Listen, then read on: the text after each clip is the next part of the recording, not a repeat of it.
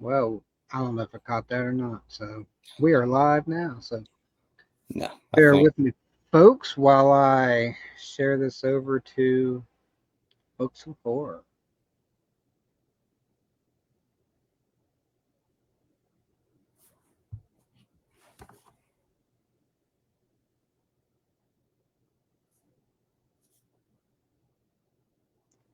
StreamYard used to be really cool yeah. and let me view the comments right here on our stream. We could see them both as they come up. And then they put it behind a paywall. Oh, that sucks.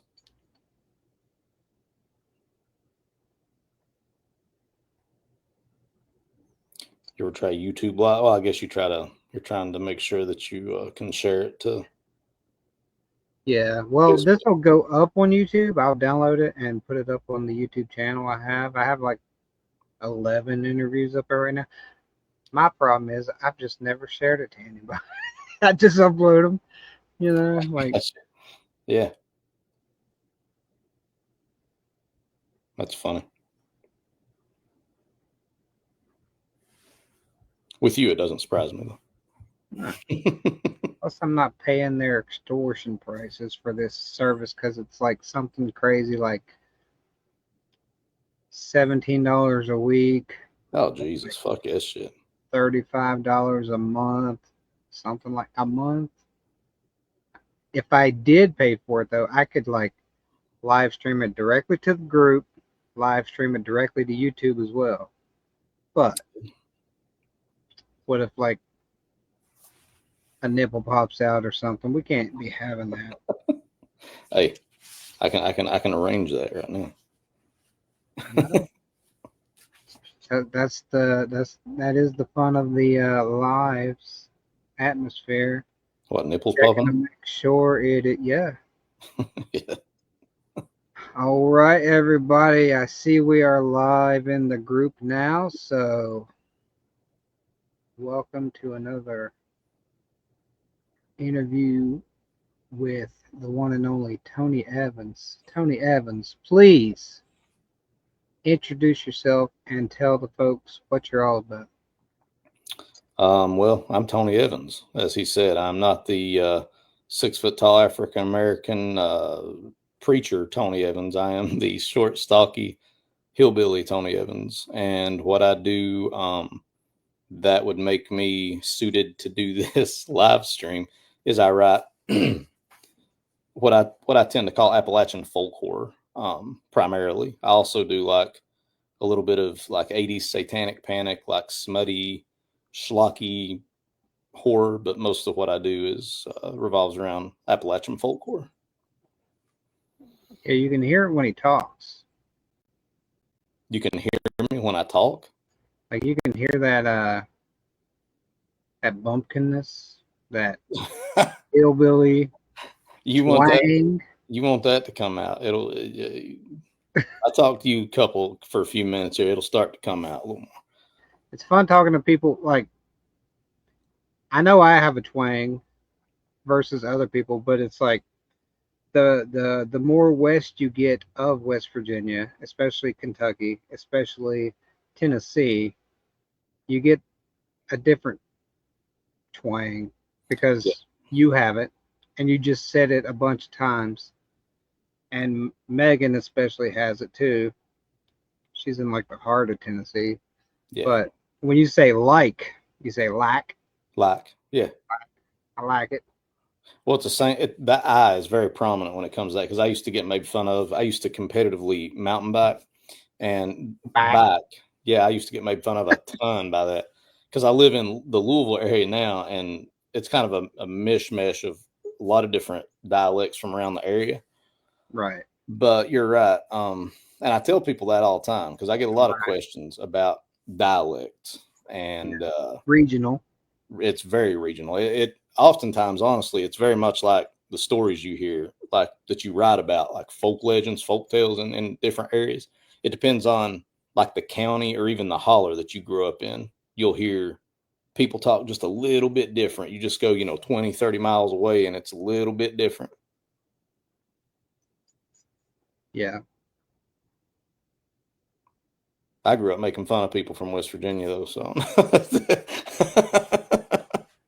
Uh, well, I grew up making fun of, like my mom and the way she talked because she would say like far and tar. I say that all the time. Yeah. Shit far. I didn't never pick it up from her. I would say fire and tire. And I Man, don't come know. on. I expect more out of you. Come on. It's because I'm like I grew up in like central West Virginia, southern central. Yeah, But the more closer you get to Kentucky, the crazier the dialect gets. that's true. It's Like very true. everybody in McDowell County, like yeah, Yeah. Oh, yeah. Well, I grew up right across from Mingo County. yeah, If you right know, there. yeah, you know where Mingo and Wayne County is. Oh That's kind of yeah. where I grew up. My wife, Jess would call it the Booger Woods. So The what? the Booger Woods. Booger Woods. That's a good one. It's where you don't go to. That's very true. I would agree with that. All right. So Megan's already saw that we was making fun of your accent. I don't know if she heard you or her name brought up, but yes. He was making fun of your accent, Megan. That's the problem. See, Never. Never. I'm trying to make sure we got our comments section coming up because we do have comments. We got Jennifer M. Bangs watching with us. We got Brad Tierney. We got Megan Stockton for sure because I've seen comments from them. yeah. So before I do forget, I will go to the post I made earlier today, and we had a few Oh, questions Jesus from Christ. there. Yeah, I saw some of those questions. God, Well, Mike. so forgive me if I do mispronounce your name with these, but Shadrack Beecham says, they just want to know your fishing spots. They've conquered Missouri and Arkansas streams, and they're coming for Kentucky next. So, are you willing to disclose your sweet fishing holes, or are you just keeping them close to the chest? Nope, I'm not going to tell the good ones. It really depends. I mean, Kentucky's known. Like I know what Shadrack's wanting. I think he's looking for the smallmouth stuff that I've been posting a lot. Some trout spots too. Trout. We don't have any native trout in Kentucky, believe it or not. What? They stock just about every stream here with trout. I know West Virginia has native brook trout. Yep. And Tennessee does as well, but that's the only trout native to the eastern United States. But this is not a biology course, so I won't get into all that. Anyway, the two streams, I guess. I'll tell Shadrack if he wants to know. One of them's in the Bowling Green Mammoth Cave area. It's the Green River. And the other is in Frankfort, Kentucky, believe it or not, and it's called Elkhorn Creek. And both of those are nationally renowned smallmouth streams. You can catch a lot when you go, and you have a really good chance, especially at Elkhorn, of catching a smallmouth over 18 to 20 inches every time. It's pretty good. There you go. Got a smallmouth. Yeah, I know. I've seen it. It was there. I pulled back. Those are some tips for your fishing if you ever make your way to Kentucky. You know, RJ, talking about small mouths, where you live is pretty good for it too. Well, like literally live 40 yards from a big lake, so Nice, yeah. they stock it and stuff. But I'm not much of a fisherman. I will go fishing, but Jess will go catch and release all day long. Yeah, I love it. All right, so there you go, Shadrack. There's a few spots for you to check out. Next is Bert Lestrange says, when are you getting shelf space at Crimson Curiosities? And that is in just outside of Knoxville, Tennessee, I believe. Yeah, I believe it is. God damn, I can't remember the name of the town that's in it. Just left my head. I stay there almost every time I go to Knoxville. Uh, get in contact with me. I can get shelf space whenever. It's pretty simple. Yeah, I look forward to going to TBR, and then I guess they'll be at TBR too. But like maybe I'll come a day early and check out. I want to go and check out their shop and Oh yeah. just support them and stuff. So the Lestranges are good people. Um, Tony Evans, Eric Butler is here, and he says Tony's the best, unless you want some of his pizza, which is very true. Listen, I've argued this for years. I have no idea who in the hell started this, that I will not share my pizza, but for the record, I offered everybody a piece. I offered everybody a slice of that pizza. Wasn't it like bacon barbecue pizza or something It was crazy like barbecue chicken with bacon. Yeah. that? I remember coveting the pizza that you would not give to anyone. I'll shut the fuck up. You know I would. You know I would. Don't get us started on egg rolls, please. Hey man, I'm a generous guy. Okay, that's all I got to say. Oak Ridge is where Crimson Curiosities is. So, is Yeah. that like a suburb of Knoxville, Megan? Oak Ridge is where you will get nuclear poisoning if you stay there too long. And then we have also watching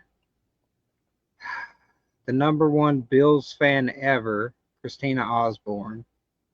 Just got to throw that out there. Bills fan for life. RJ, I'm surprised that you haven't mentioned this yet. Since you're such a big wrestling fan, but We got a lot of time. We got a lot of time to talk, Tony. Did you see that Hogan died today? I did, and literally right before I sent you the link, I was like, "What did he die from?" I just seen that he died. So Cardiac arrest. Cardiac arrest in Florida, which checks out. Yeah. I mean, it's hard to say what was going on, but like maybe the steroids finally caught up with him. I would say, and listen, he was 71 years old. My mom's 71. She had a heart attack a few weeks back. So I get it.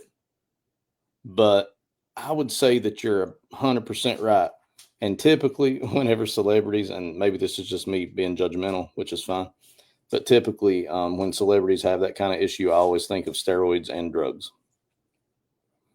Yeah. Yeah. So like, and then there's the argument of whether you should mourn him because of his later in life sayings or outside of his Hulk Hogan persona, and that really goes in well with separating art from artists. It does very much. Because almost anybody that's of a certain age today, he was very probably influential on your childhood. Man, that's a fact. And you can judge me if you want for saying this, but I hated him as a man. And I was talking to a couple of friends earlier about this, the exact same thing. Love him or hate him, there are a ton of people now who got to where they are because of Hulk Hogan. Yeah. Because he gave him something to look up to. He gave him something to believe in. And he also did raise a lot of money for a lot of charities, which celebrities do. So there's good that character did. Yeah. So he was not a good guy. He's not a good person. So no. you can if he entertained you and you enjoyed it, remember those times. Yeah.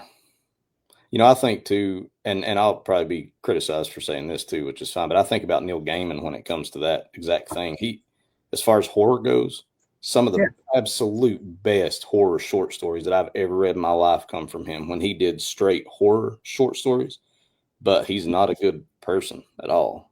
Yeah. It's just a shame because he's very imaginative and creative. I haven't read too many of his short stories, but I've read 3 or 4 of his novels, Oh and yeah. these are just so outside the box and great reads. So, I mean, yeah, like same thing with J.K. Rowling. Like J.K. Rowling, the Yeah. Harry Potter books are the reason that I fell in love with reading Okay. in middle school. So, yeah, is she a good person? Absolutely not. No. But those books are near and dear to me. So, I have to separate her from my own enjoyment of the IP. Yep. I mean, it's the same with Hogan that we were talking about. Those books influenced a lot of people, man. Yep. So, yeah. Megan, going back to Oak Ridge, she says it is a completely separate city. It's its own thing, and they have a nuclear facility. So she dropped that little tidbit on us. That's why I said you'll get nuclear poison if you stay there for too long. So, and Heather Larson is with us and says hi. And then Hello. Christina is reacting to her being the #1 Bills fan, and she says her condolences, which is me being a Ravens fan. I just say ha ha ha. So, are you an NFL viewer? Me? Yeah. No. I'm pretty sure she was telling you though her condolences for Hogan dying. I don't know. Like it could be either one. But no, I'm not a Or huge. she's gonna, or if I disappear suddenly, y'all know who to look at. Yeah. Um, I'm not a big football fan, no. that checks out. All Yeah. right. So let's get into the first question of the evening at 17 minutes and 17 seconds into this. And that would be, you know what? My questions disappeared. But I think I can remember somewhat verbatim because I've asked it so many times. And that is, how did your writing journey begin? How did my writing journey begin? Well, I'll answer it the same I answered every time because I get asked that now and then. So I really didn't read fiction until I was in grad school, believe it or not. I thought it was a waste of time. Uh, I thought the only thing worth reading was scientific literature because I am a wildlife biologist. I have 2 degrees in wildlife biology. And I did like horror movies, though. So I would watch a lot of horror movies. And then my wife decided one day she didn't like that I watched a lot of the horror movies. I don't know if she thought it was going to warp my mind or whatever. But she told me, they write stuff that's similar to the things that you watch. And I said, no, there's no way that's the case. And so she said, well, why don't you just try? And I was at a Kentucky Academy of Science meeting in Moorhead, which is where I went to school, Moorhead, Kentucky. And they have a little bookstore there called Coffee Tree Books. And they also now carry my books. But I went in and I picked up the only horror author I really knew at that time was Stephen King. Everybody knew him. So I picked up Everything's Eventual, and I absolutely loved it. The majority of the stories in it.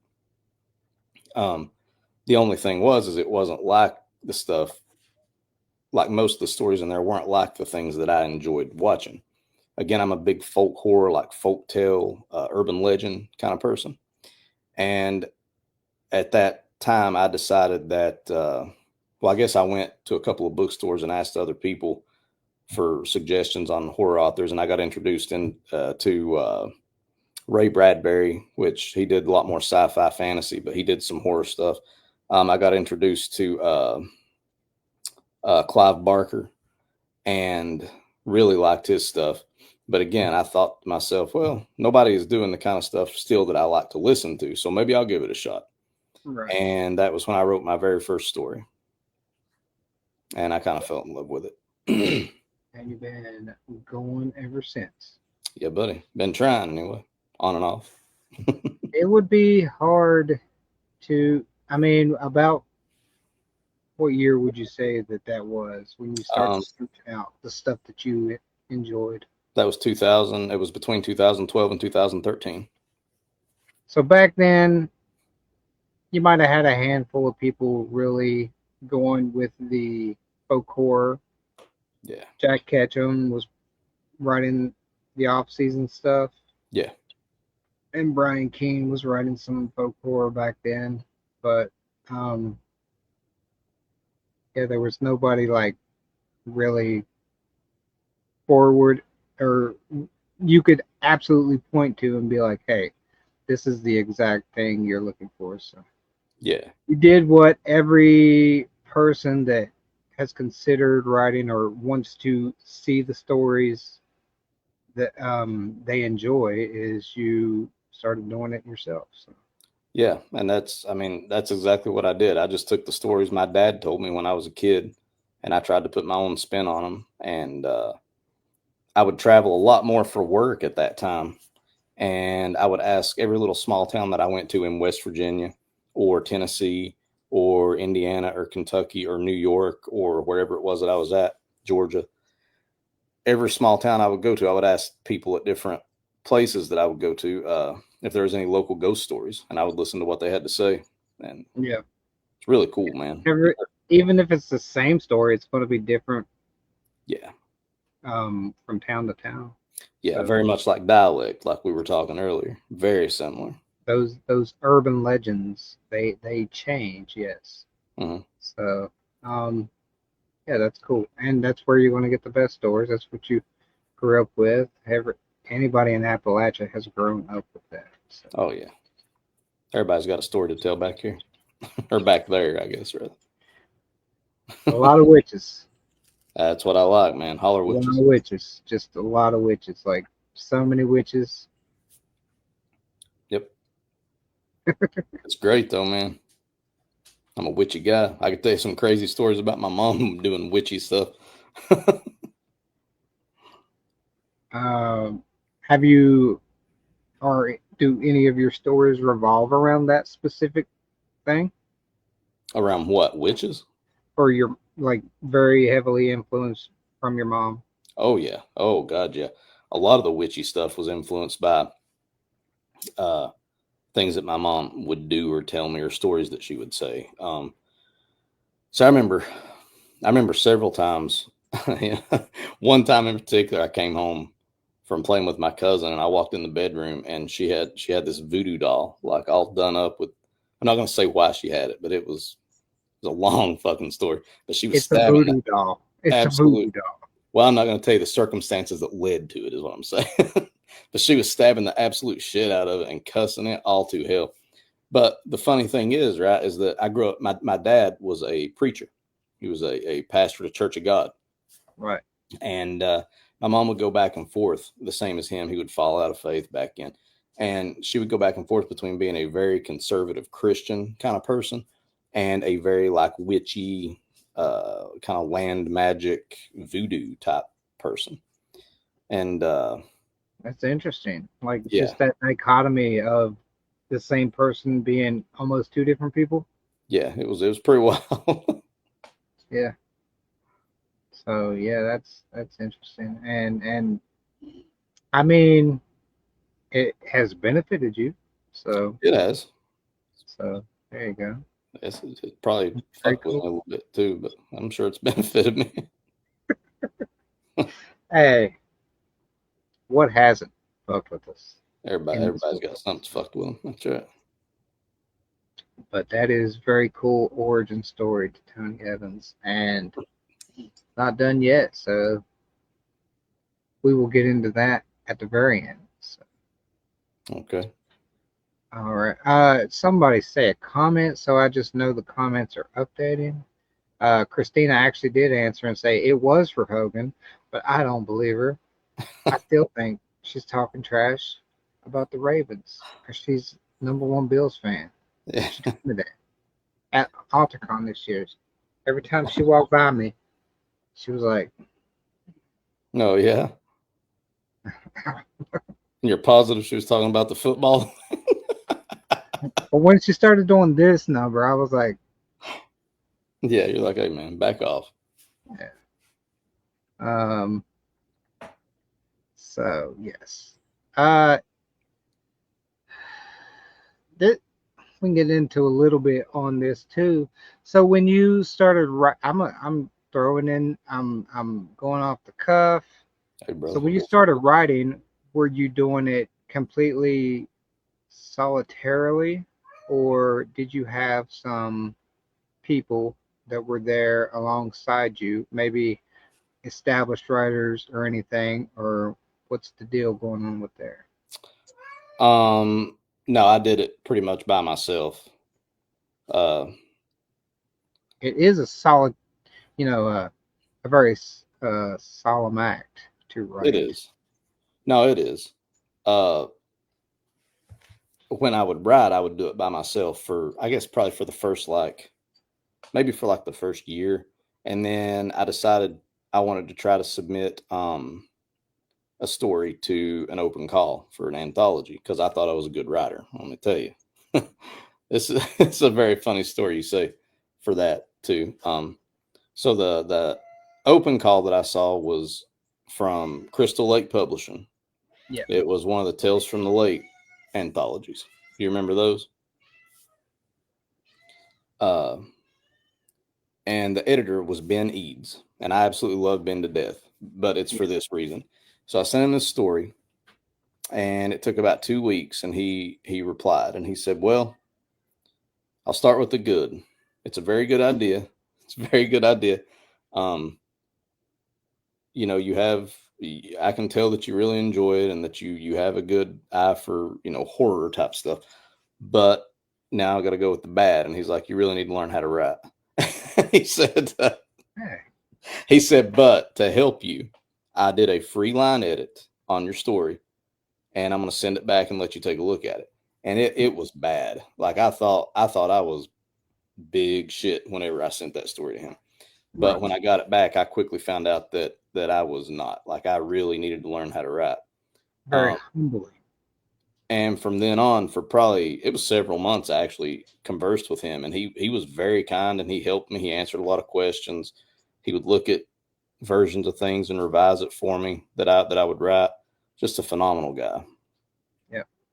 So that leads into my actual question, which is there any advice you received that helped you when you first started writing?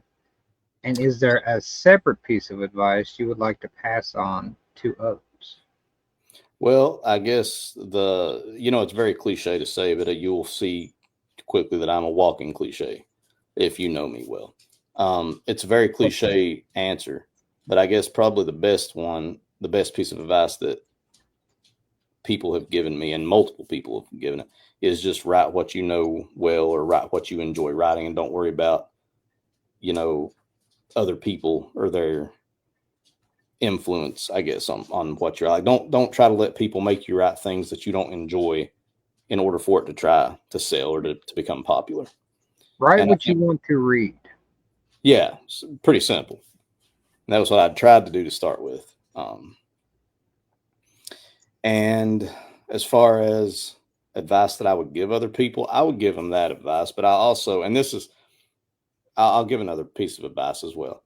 Uh, and this one you always find a 50-50 split on, because I know several people who have disagreed with me on this, and that's fine. Ray Bradbury was a massive proponent. He was one of the guys who always said, write every day. Never get bored with it. Never let it stagnate. Just write every day. I personally absolutely cannot do that. So what I tell people is write when you feel like you have something that you want to say, or like you write when you feel like you have a great idea, or that it's flowing. And on days where you don't, it's okay to take a break. That's pretty much all I would say, or at least that's my advice. Can you repeat that? The whole thing, goddamn, RJ, come on. No, no. That's very fair advice. I also believe it. It's really what works for you, It what's is. going to motivate you the best. You do not have to write every day, but but you should at least want to, because life happens, shit happens. You might not be able to write every single day, but you might be working on a story in your head when you're not able to put keys to Oh yeah. fingertips, pen to paper. So, Oh yeah. um, because at the end of the day, there's only one thing writers do, and that's I'll say right, tell stories. Yeah. right, right, Yeah. right.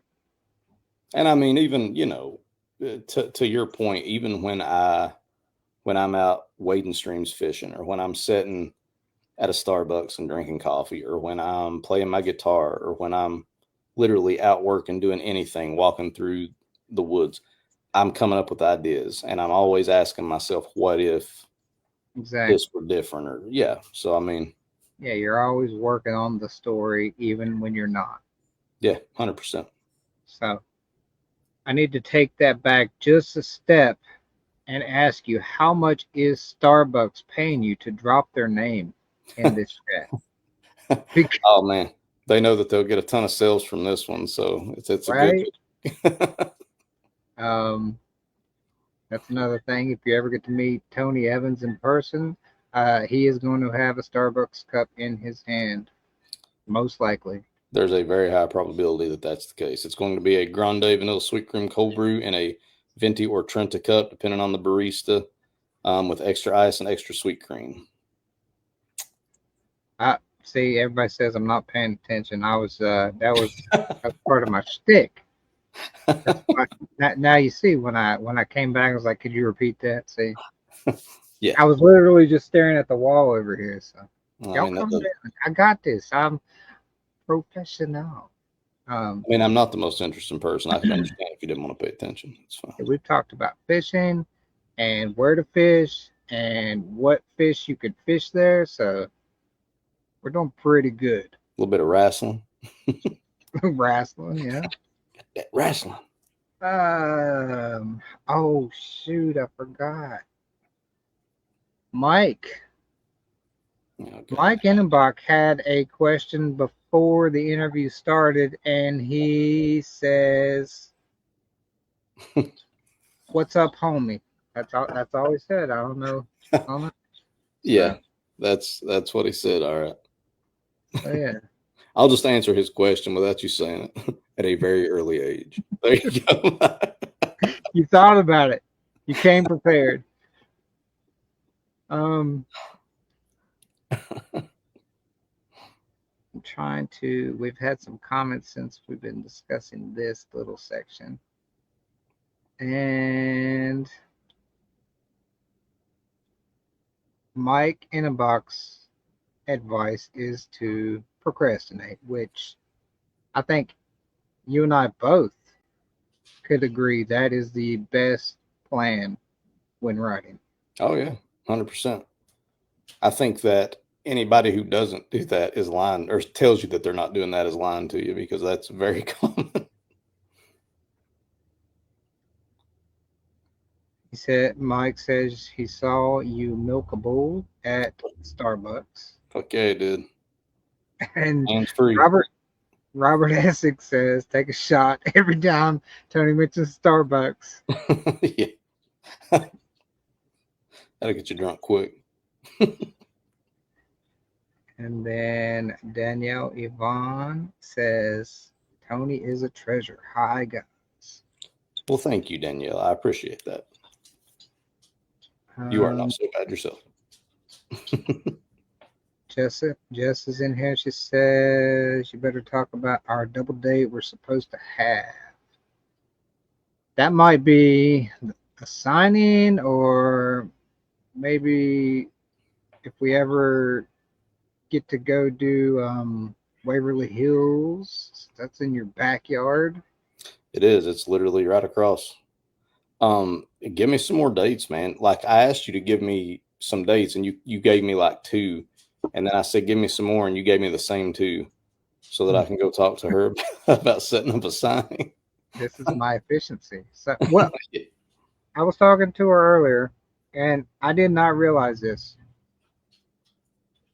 once next weekend starts, every 2 weeks I don't have free another weekend aside from, being outside of work until late October. Okay. So like it's crazy. Like I didn't realize that, and I'm like, I'll either be working or I'll be doing something book related every weekend up until late October. So, It's crazy, man. but yes, we stopped in Kentucky on our way back from St. Louis Scares of Care and visited with you a little bit, but also that was really the first time we got to explore Kentucky a little bit. Let me tell you, it was the worst because it was a Monday morning, weekday, Monday morning. Every place we went to was closed. Every place. We went to Butcher Cabin Books, closed. We went to Waverly Hills, closed. We went to the Kentucky Horse Park, closed. We went to Churchill Downs, closed. Kentucky is closed on Monday. That's all we They're only found out. close to people. They're close to people from West Virginia. I told you, man. I should have covered up the license plate like you Yeah, said. if you had a good state on that license plate, you could even wrote across it with a Sharpie. Everything would have Which been open. which am I? I would be a Hatfield, right? And you'd be the McCoy. Yes, that's correct. So yeah, Kentucky hospitality at its finest. We Hey, never got that treatment in Tennessee. I'm just saying. Volunteer state.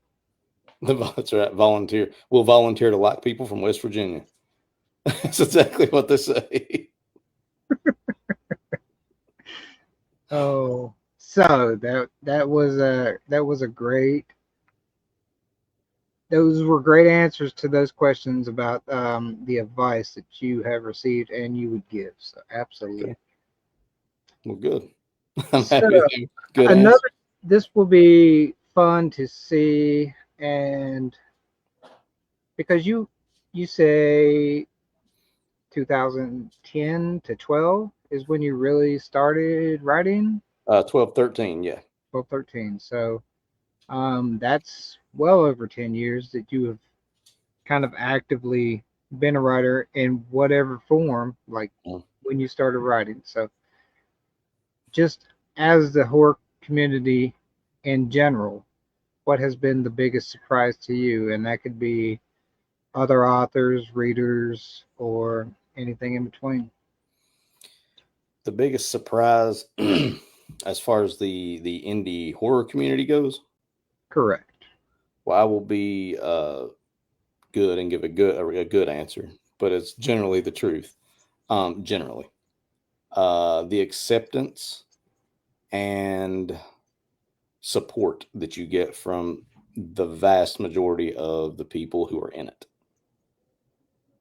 Right. There are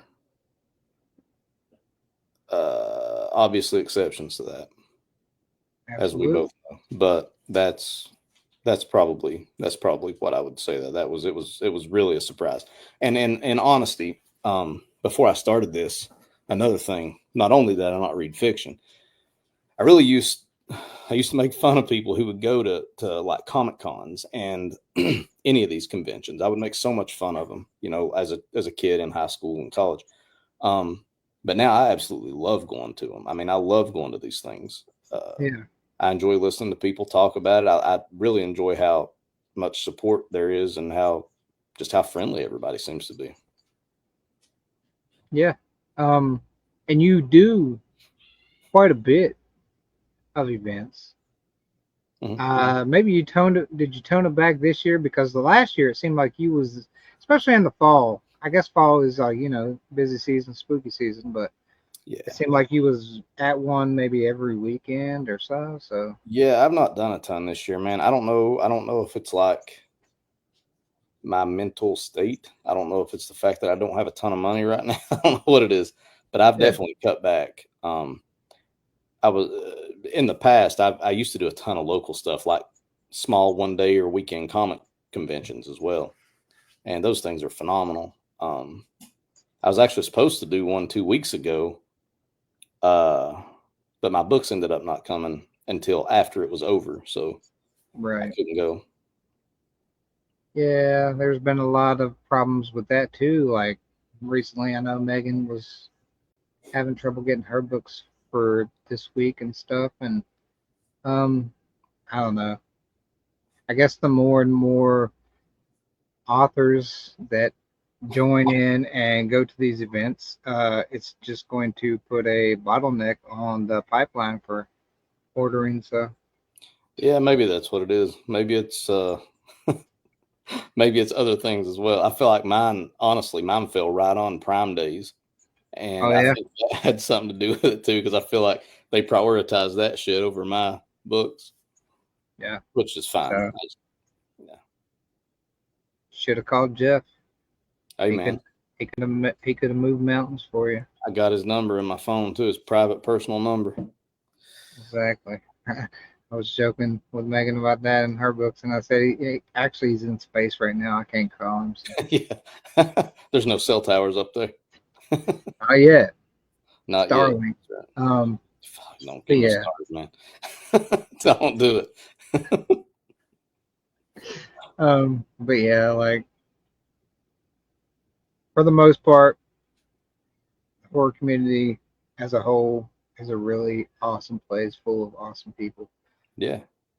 That this is off the cuff too, like not a normal question I would ask, but like who are some of the you and you have a unique perspective coming from not reading fiction to now being a fiction author. So who today who are some of the it can be big name or indie, it doesn't matter, but who are some of the authors that you really think people might be missing out um, you want strict horror, or do you want like anything that kind of falls within that horror on? weird? Anything under that umbrella?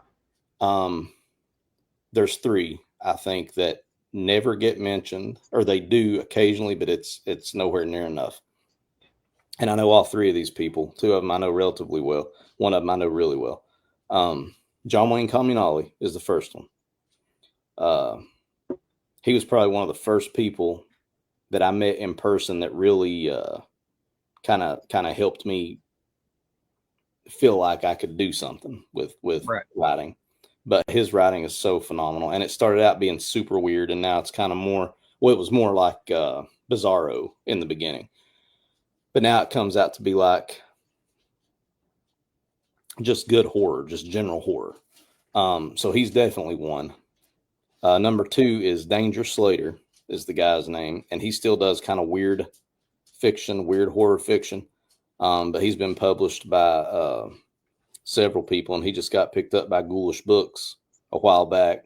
His last two, I think, books have came out through them. But he does a lot of really weird, like way outside of the box shit. He's phenomenal. Yeah. And the third one is the guy who owns Ghoulish Books, is Max Booth the third. I know a lot of people can say what they want about him, but he is a phenomenal author. He's probably, in my honest to God opinion, the best indie horror author that puts books out now, like right now. His style is just so good, and his messages in all of his books are really fucking good, man. There you But go, folks. those, If you were looking for recommendations, who you got? Somebody else? I mean, you said people that I think are overlooked. I think those three are definitely overlooked. There's a lot of people I could name off, but I'll just stick with them three for now. There you There's go. there's this one weird guy from West Virginia. I can't remember his name. He wrote this book about this tornado that. Right. That is the one and only Jeremy McGargy for sure. So Yeah, Jeremy. Hey, Jeremy's a great guy too, by the way. he commented just a minute ago, so that's why I'm throwing Oh, him under the bus. He says, "Look at these dang mother freaking good old boys." that's right, man. Mike says John Wayne Commonality rules absolutely, and Robert Essex says that John Wayne rocks. And Telling you, yes, man. I every time if you ever get the pleasure at an event to meet John Wayne Kaminali, anybody that's watching this, you will not meet him as a stranger for the first time. No, He does not know strangers. that's a good way to describe him. Yes. Yeah. You have been his brother since the day you were born, and you're finally realizing it when you meet him. Yeah. He's a really good guy. He also plays in a punk rock band called John Wayne is Dead. Just for, you know. You speaking of which, you like to tickle the old strings yourself occasionally. I do. I love guitar. I've been saying it literally for years. If you're not watching Tony Evans reels, you're missing out. I've been literally saying it for years. You talking about my guitar reels or my wildlife biology stuff? Yes. Yeah. Both. Like, I love them both. Like, you're very educational in your wildlife stuff, and then you're very entertaining with your guitar stuff. So. Well, good. That makes me feel good. I'm happy that I actually get a few people now and then when I go to shows that they'll tell me they really enjoy watching the Adventures of a Wildlife Biologist reels that I do. And I get a lot of comments on the guitar stuff, so it makes me happy. I'm just happy people enjoy it. Just so you know, I'm not blowing smoke. Like, you just talked about something about Black Eyed Susans, and then something to do.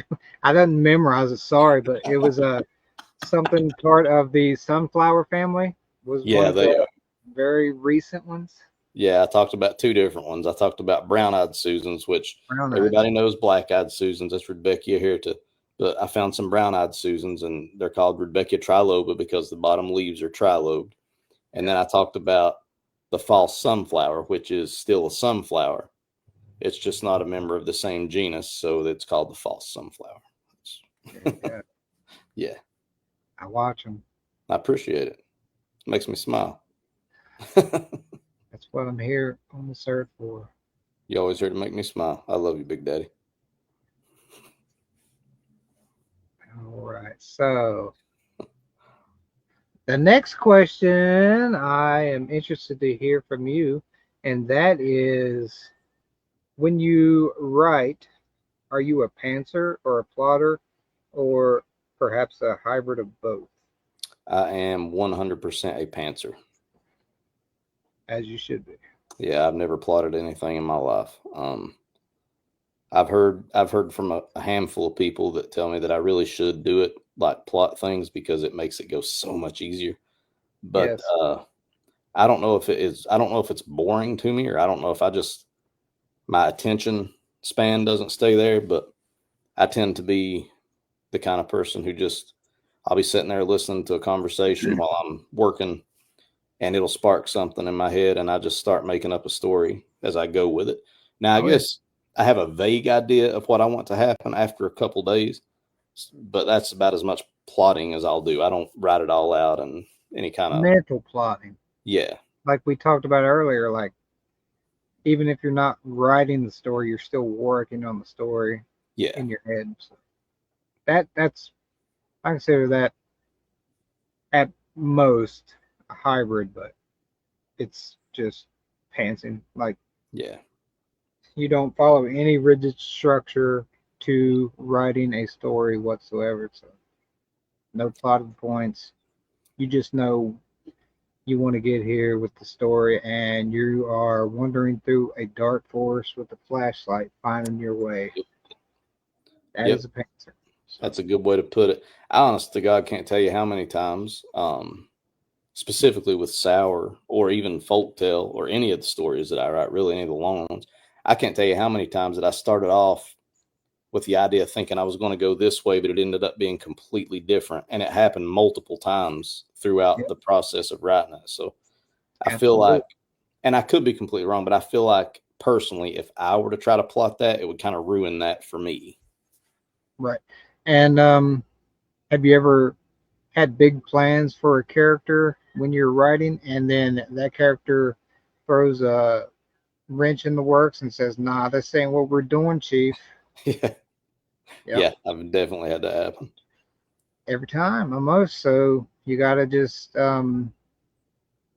That's the trick with writing. You have to let the story tell itself.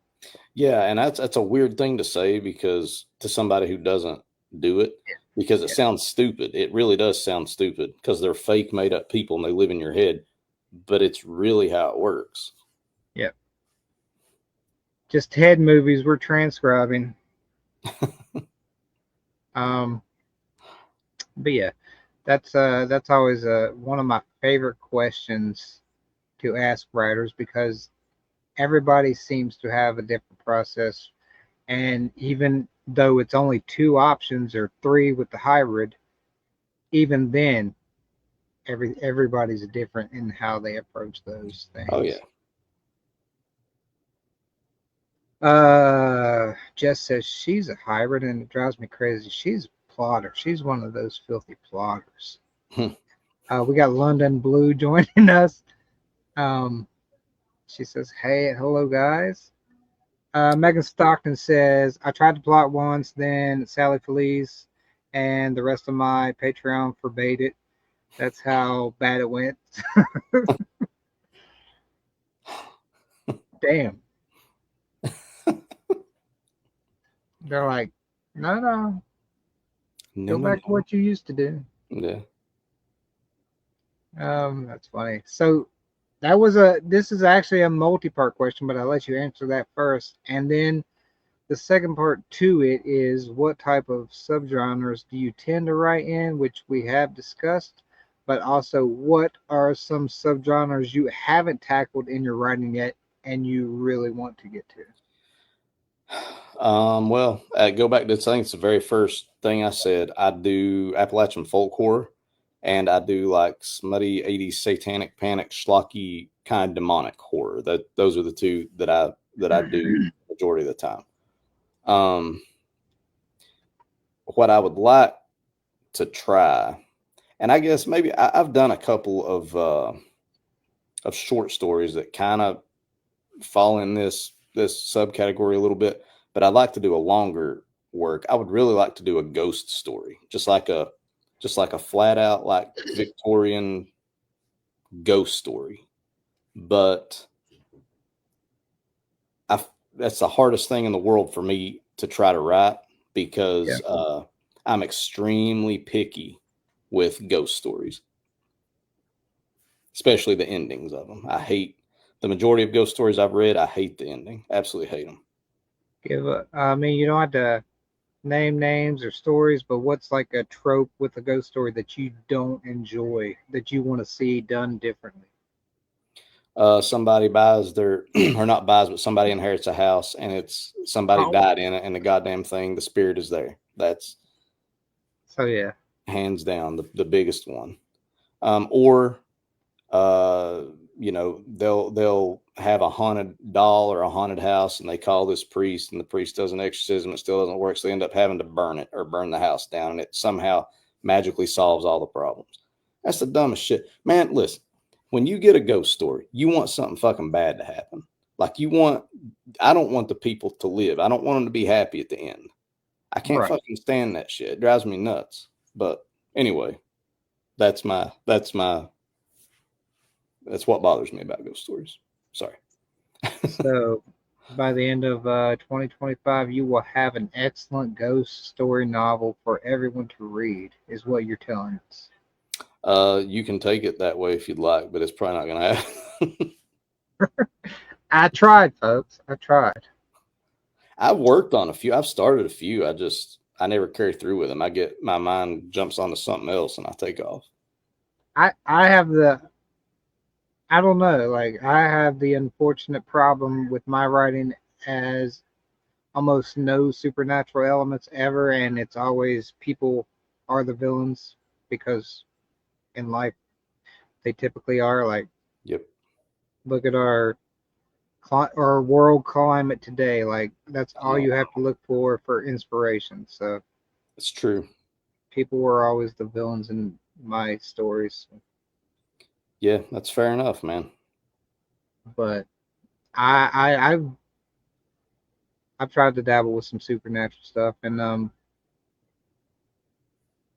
probably you've influenced me a little because what I'm working on now is it's a collection of stories, and they're essentially all Appalachian tales. Okay. So it's just going to be, I don't know, I don't have an exact number I'm aiming for, but it's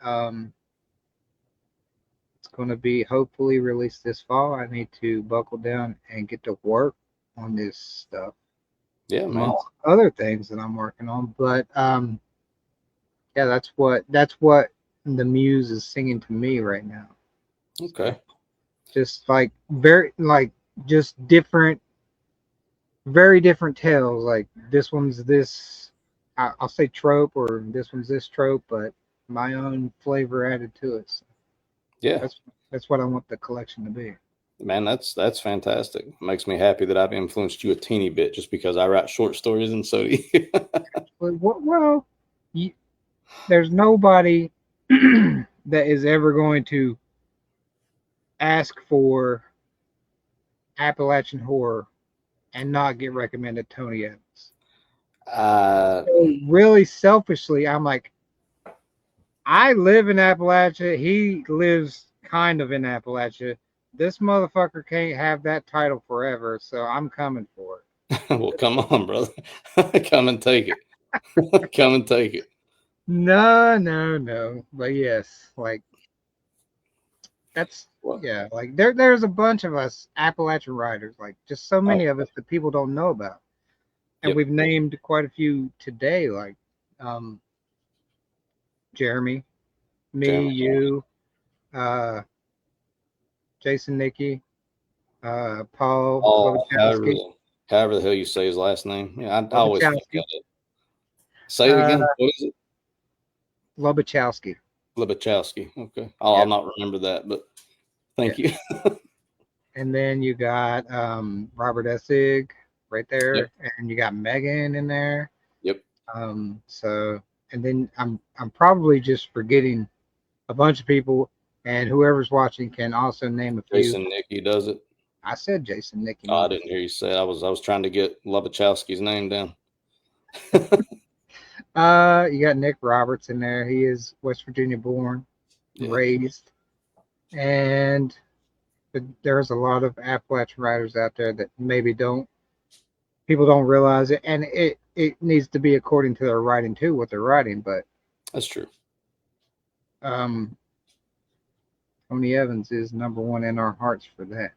Well, thank you very much. I'm happy that someone looks up to me a little bit.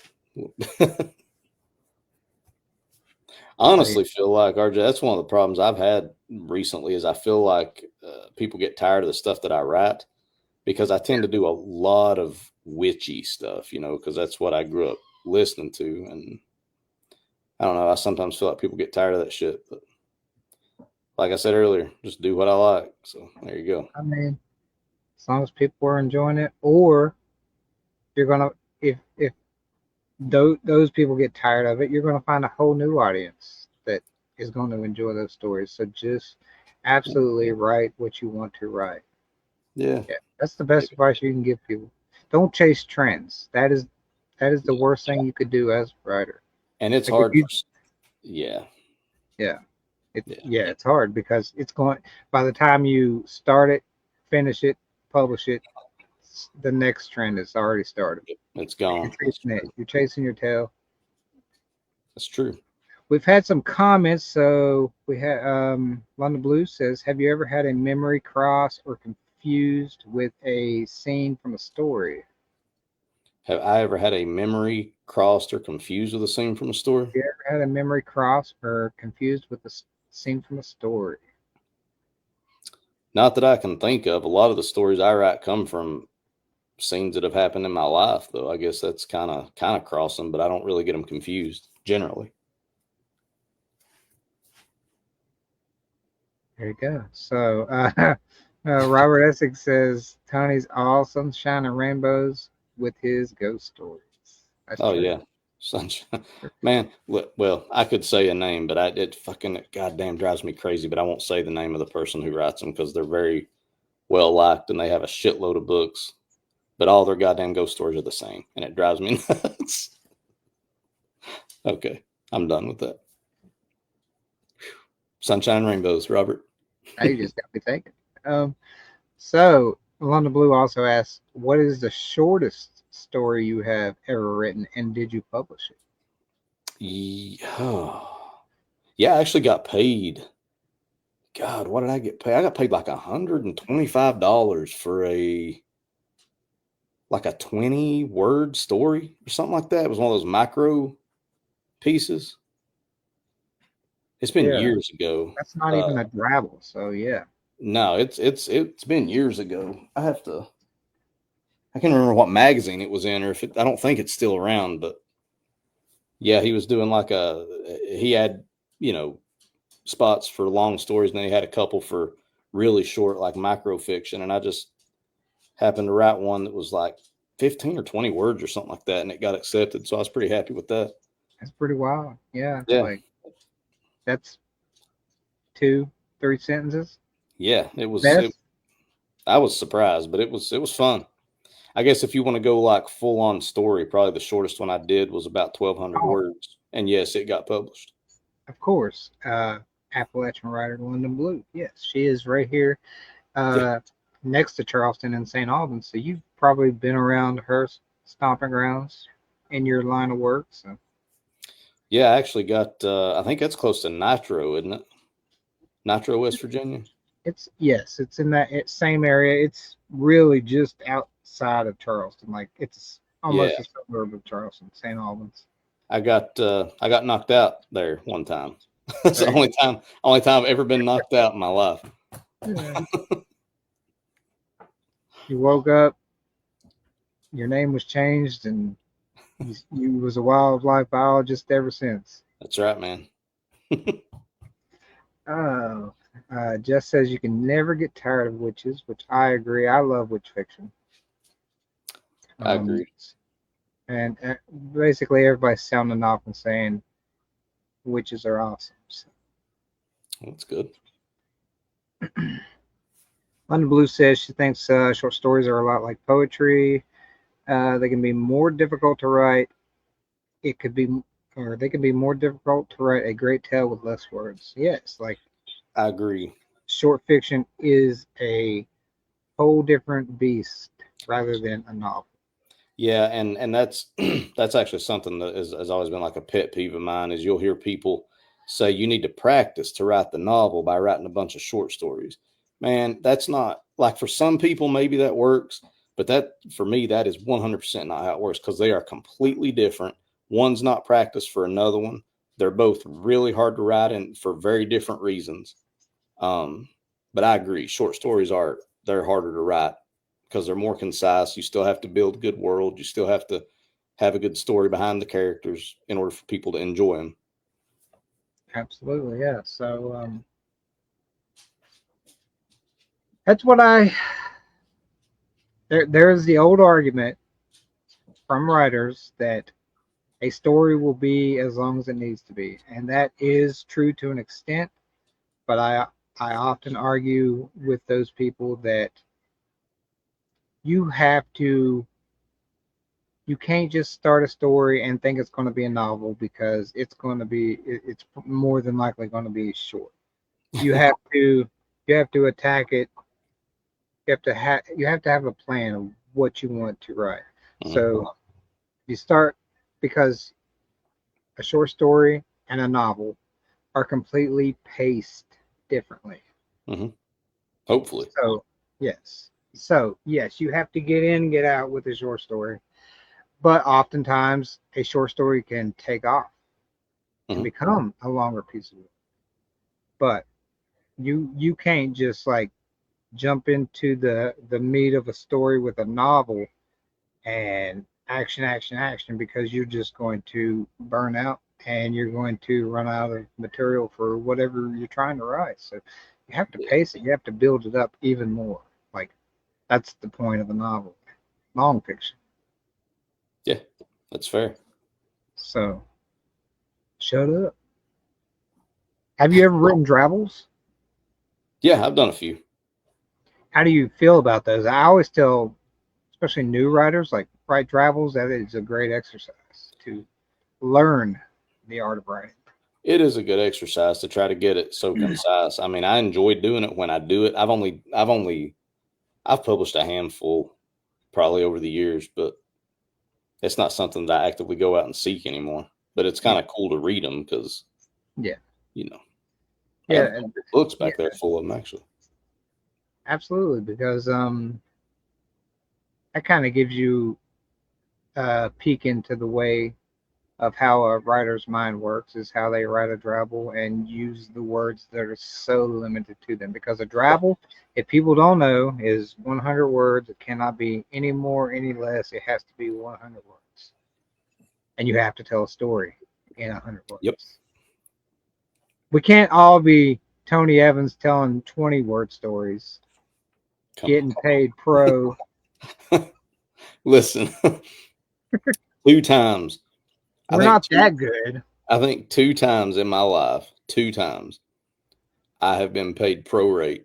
Maybe three, but I think it's 2. That was one of them. So don't be thinking I'm over here bragging or anything, because that's absolutely not how it works. Yeah, I wrote 20 words. Done.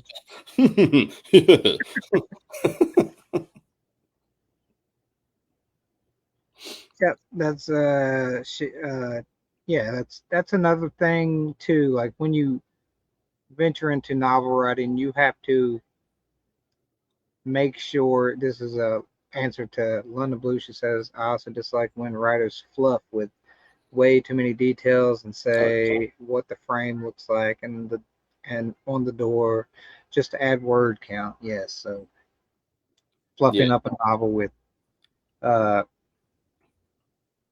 purple prose never works out.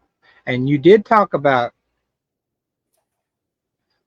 Ray Bradbury earlier, who is absolutely one of my favorite writers of all time. Yep. Because his writing is beautiful. Yep.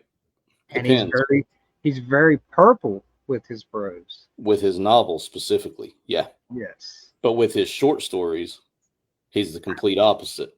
I've read some short stories that's very purple. He's very concise in the majority of them. Yes. That's what I'll say. I think every fall I always drop a quote from his one of his stories, and because it's talking, he was in love with autumn, like, oh yeah, oh god, he is a child of autumn. And I want to say that the short story is Pillars of Fire. Okay. And it's about, I believe it's been almost a decade probably since I read it, and I believe it's about a crematorium. But when he starts the story, it's very poetic. Like, it's a short story. I believe it's in the October country, I believe. And he's like, autumn was burning the land down in ruin. I'm talking about the color changes. So autumn was burning the land down in ruin. And I can't remember the rest. It's like timber by timber. So, but that's one of my favorite quotes ever I've read in any story, and it's Ray Bradbury. Yeah, Ray Bradbury was a beast, man. Yeah, and he was very prolific, and he lived forever. And that was I think it was 91, 93, something like that when he passed. Yeah, he started to get a little off, a little out there in his later years, but he was a phenomenal guy. Like, as far as writing goes, I love the guy. Yeah. So, he gave this is not a personal piece of advice, but you're talking about Ray Bradbury, and I post this every now and then on my story once every couple of years when I start feeling down and shit. But he said during a speech he was given to a college that was graduating one time, take all the friends who, it was something to the effect, I'm paraphrasing, but take all the friends who never supported you and who never support you and who never try to encourage you to do better, and get rid of them. To hell with them. Fire them and replace them.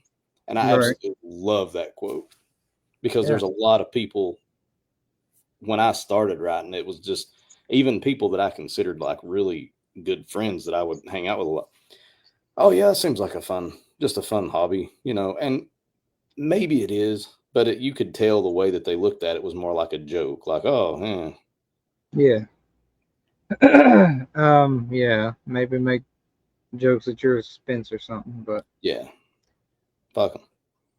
um, well, the funny thing is, like, three writers are probably the biggest influence on why I started writing, and two of them don't write anymore today.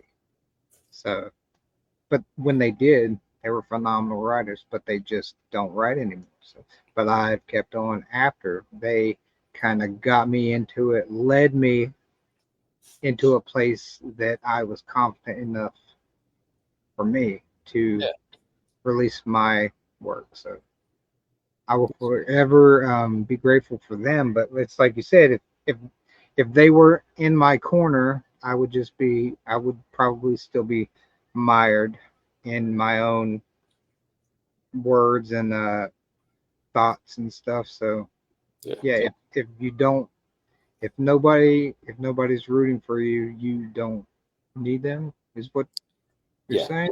Essentially, that's what I'm saying. Don't, yeah, that don't just don't pay him any mind. I guess is what I Right. would say. Or as Bradbury said, fire him. Fire them. So Fire. it sounds like they were working for him. Like if they were working for him but not working for him, I don't need you. That's what it Yeah, sounds like he was saying. yeah. Well, he was a little crazy in his older days, but still, you know. I mean, yeah. Look at. I mean, he was so. He was an eccentric guy, but also like look at the stories he wrote in the 50s, the 60s, the Mhm. 70s. So yes, like he had just a different way of seeing the world and also like pioneering like a lot of what the genres are today. And it's almost like he's like 50-50 with horror and sci-fi. Yep. A lot of it ties very close together the way that he Yeah. did it. Yeah. But yeah, it's like very influential guy even today, even after he's gone. So yeah, it's like I'm a huge Brad Pitt fan. Yeah, I love the man too. Well, Tony Evans. Let me check the comments real quick before.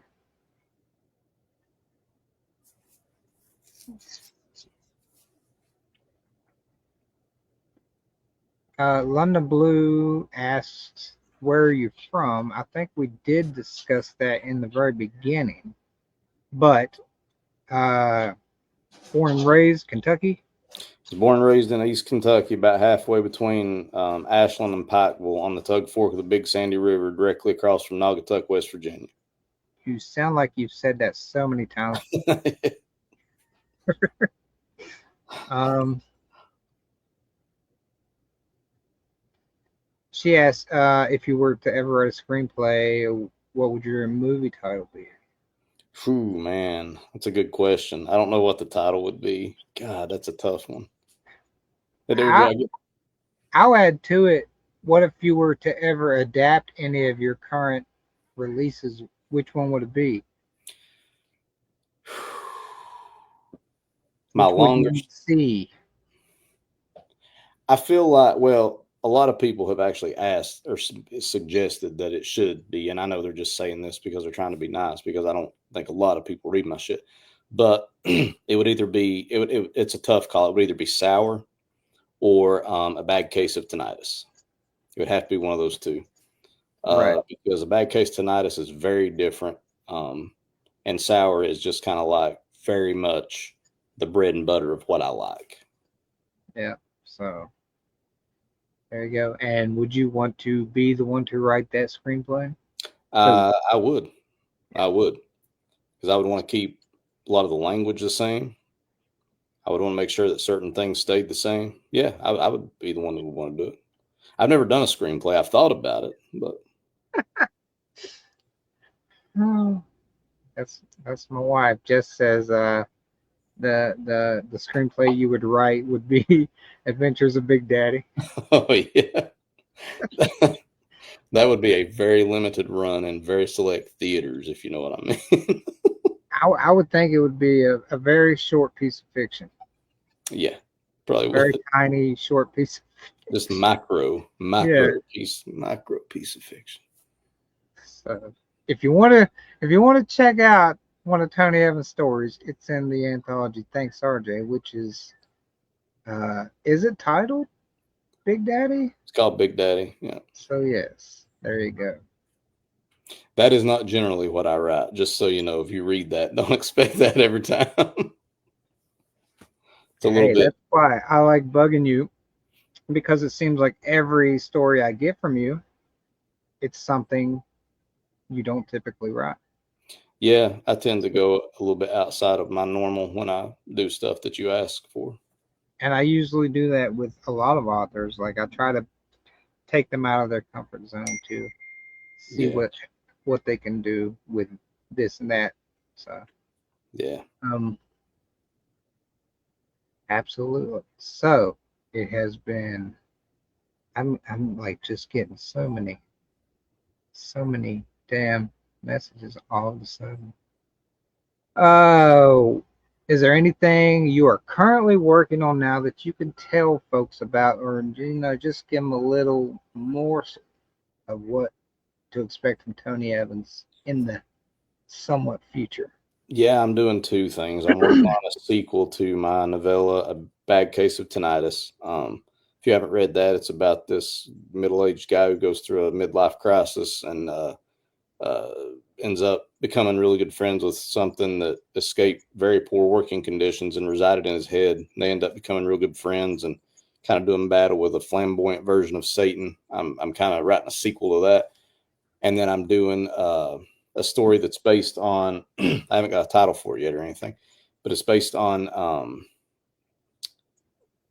these things that were called witch bottles or witch jars that they found some in the eastern United States, Northeast. They used to find them all the time in England.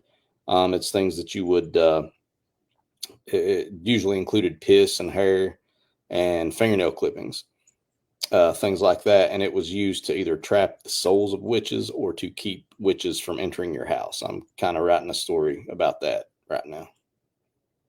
Is that contemporary or period? I'm sorry. Oh, no, no, no, no.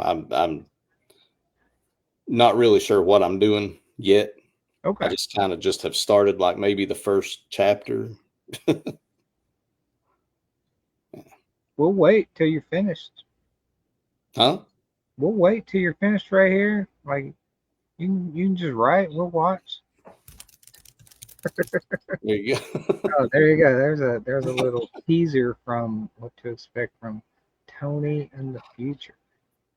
Um,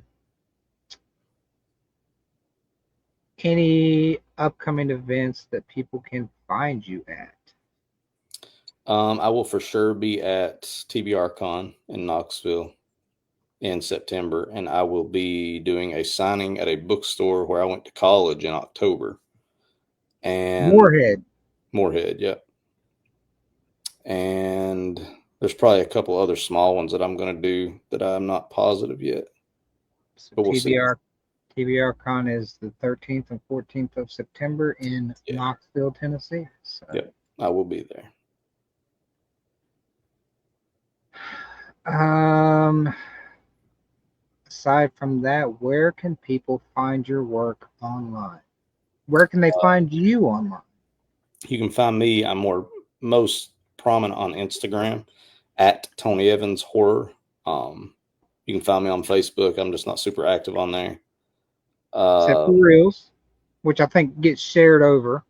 yeah, it does. My reels and stories all get shared over. That's true. Um, where can you find my work? Obviously, you can find it on Amazon. You can find my newest one, Hodgepodge of Horror, and A Bad Case of Tinnitus. You can get that anywhere that they're sold. Several bookstores carry those two now. Folklore, Folklore. folk tales, Oh, folktale, folktale, folktale. You talking about the book? folktale, Yeah, folklore, folktale. folktale. Yeah, folktale. Something right over here next to me, but it's like would be buried in just stacks of books. Nah, that's the same. I understand. So there you go, Tony Yeah, Evans. That's Bad me. motherfucker. Fuck you. I'm a bad motherfucker. Never shares your pizza. Or Thank egg you rolls, for joining me apparently. today. Yeah. Hates ghost stories apparently. So That's a uh, long discussion. it is. It's been a pleasure having you on tonight. Thank you. If It's you been a want to go pleasure. back in the future, please reach out and I will gladly have you back on, sir. Hell yeah. Sounds good to me. I appreciate you, RJ. All right. Thank you to everybody that stayed with us and commented. And uh, just before we leave, we see Sally Feliz showing up. So, hello, Sally. We are leaving now. Goodbye. But yes. No, All right. thank all everybody. I really appreciate you guys showing up and watching and listening and commenting. Yep. Absolutely. So, till next time, see you all later.